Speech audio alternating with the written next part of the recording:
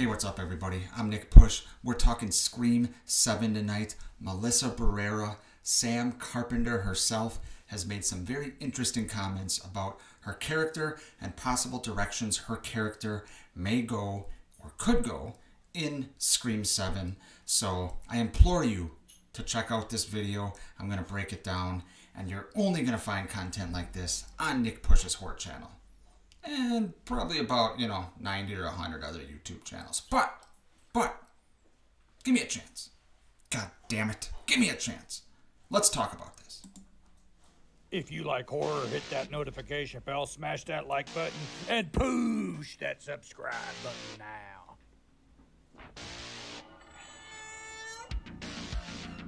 What's the boogeyman? Hello, Sydney. Welcome to my nightmare. We want the man who did this. Welcome to Nick Push's Horror Channel.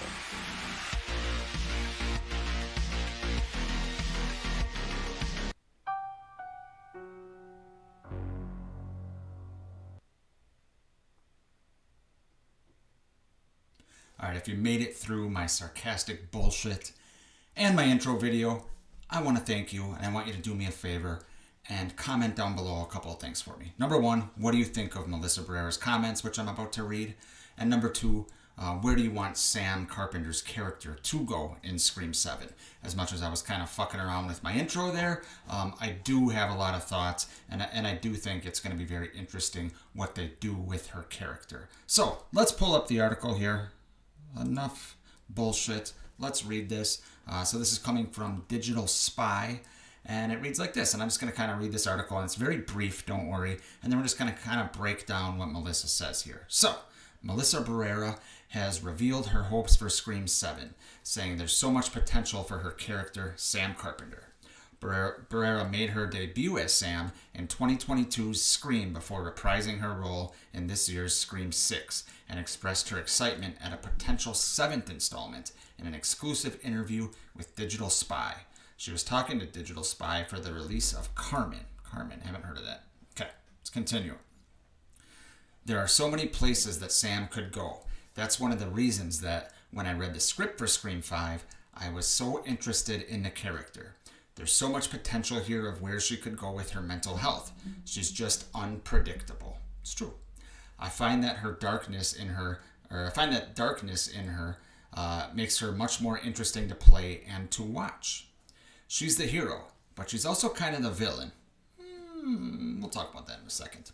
In this contradiction, it's this contradiction in her that I find fascinating. And if we get to do another one, I would love to see, she continued. The writers have done a really good job with her up until this point, so I trust them to know where to take her in a way that will be unexpected and cool for the fans. Barrera also spoke about, I can't read tonight, her upcoming horror musical, Your Monster, which is due to be released next year, revealing that the film will blend a lot of genres. That sounds interesting. Okay, so let's talk about what's on the screen here. Because she said some, what she basically said was fucking nothing. But in that nothingness, there are some interesting thoughts that I think we can dissect.